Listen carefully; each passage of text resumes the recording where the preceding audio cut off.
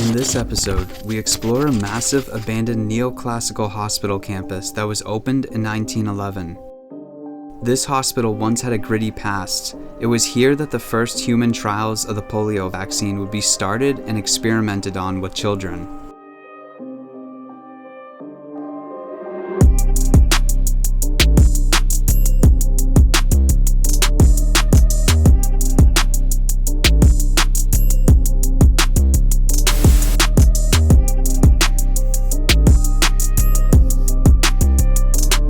Wary of what I felt were attempts on the part of the Department of Mental Hygiene to make the situation.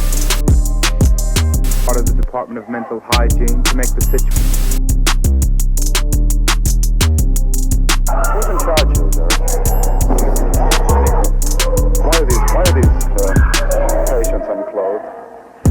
We don't have enough clothing. We don't have the proper help to keep clothing on them.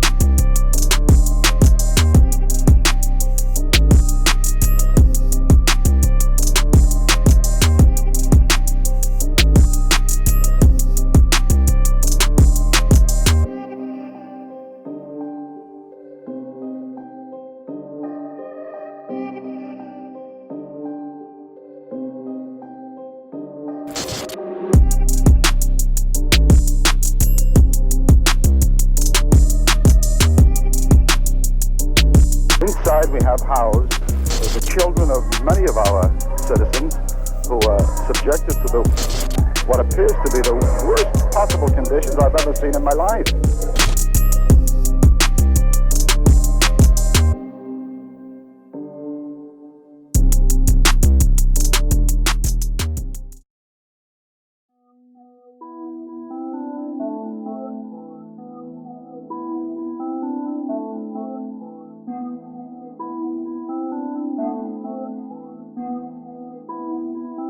What's up, guys? So we're back with another abandoned episode.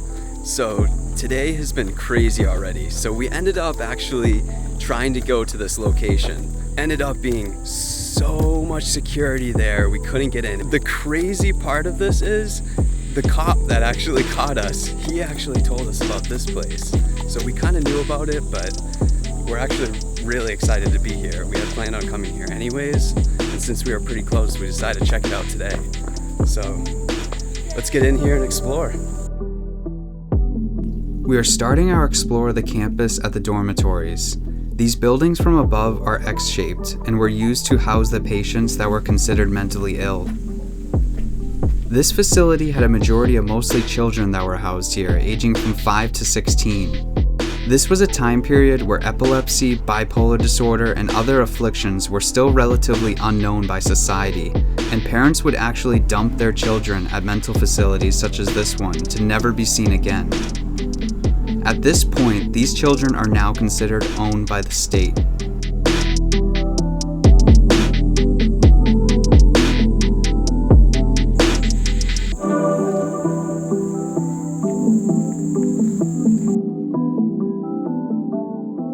Starting only 10 years after the opening of this hospital colony, they started to face harsh overpopulation. To put into perspective of these conditions, in 1921, the campus had over 1,200 patients and were forced to cram 70 people into these tiny dormitories. Fast forward to the 1950s, and still no new buildings had been added, and the dorms, which were now overflowing with 4,000 inhabitants.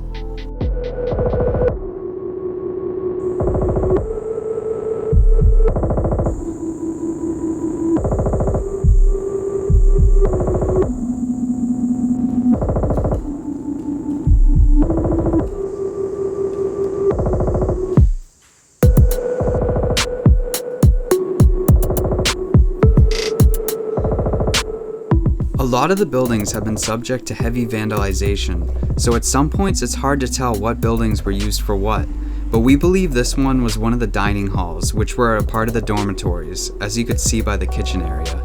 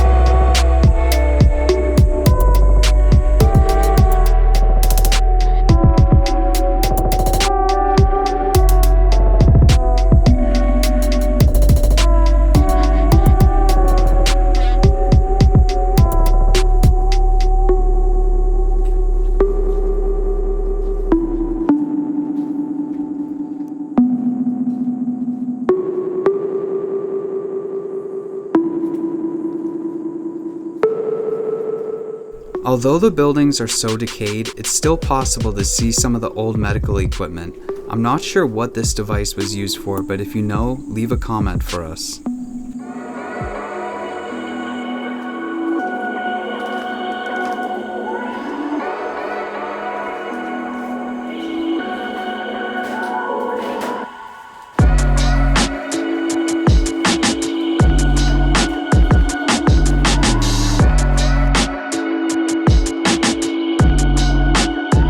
The second floor of this building was absolutely destroyed and inaccessible, but gives you a glimpse of how nature is taking over these eerie mental hospitals.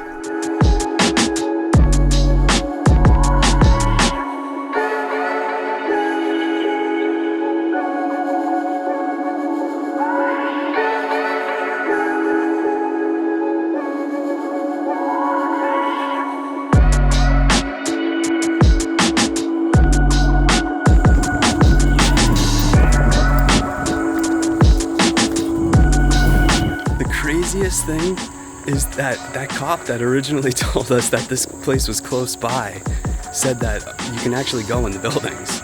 So that is not the case.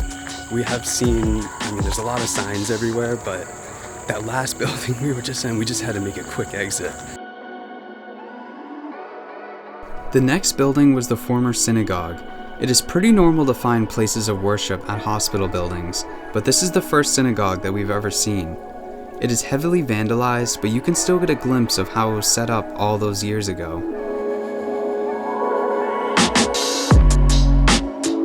On the walls, you can see there are stripes of stained glass surrounding the synagogue.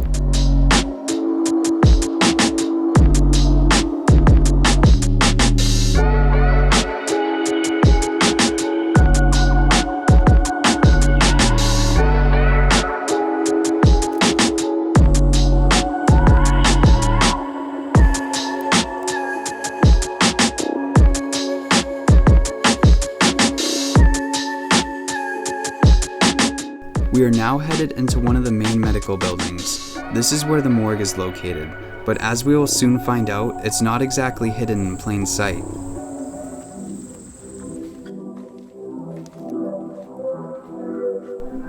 This building holds some of the hospital complex's darker past. In the 1950s, this hospital began the first testing of the polio vaccine on human subjects. Even more disturbing, the hospital laboratory held a display of brain matter, kept in jars of formaldehyde harvested from the deceased patients, which, mind you, were mostly children. This hospital complex started with visions of a utopian mental health campus set far away from the city with plenty of fresh air, set amongst the 130 neoclassical buildings along the property. This soon went downhill quickly. In 1942, the hospital reached double its intended capacity and quickly rose. Conditions here had gone from bad to worse, and at one point there were reports of 500 patients sleeping on the floor with mattresses in the hallways and the day rooms. Patients here had started becoming seriously ill and malnourished. Reports found some patients unclothed and unclean, all while the facility had become intensely understaffed. There are many reports of staff being abusive to the patients here.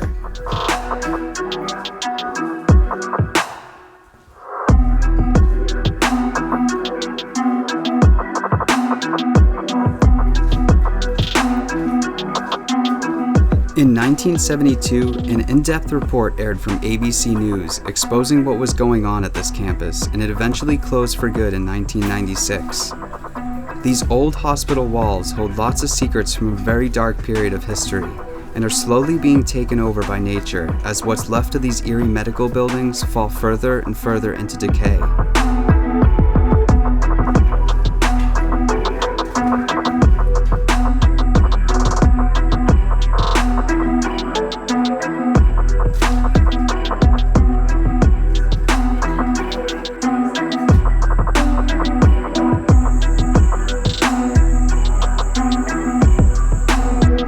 Would you like to see more from this massive abandoned hospital complex? Let us know in the comments, and remember to subscribe.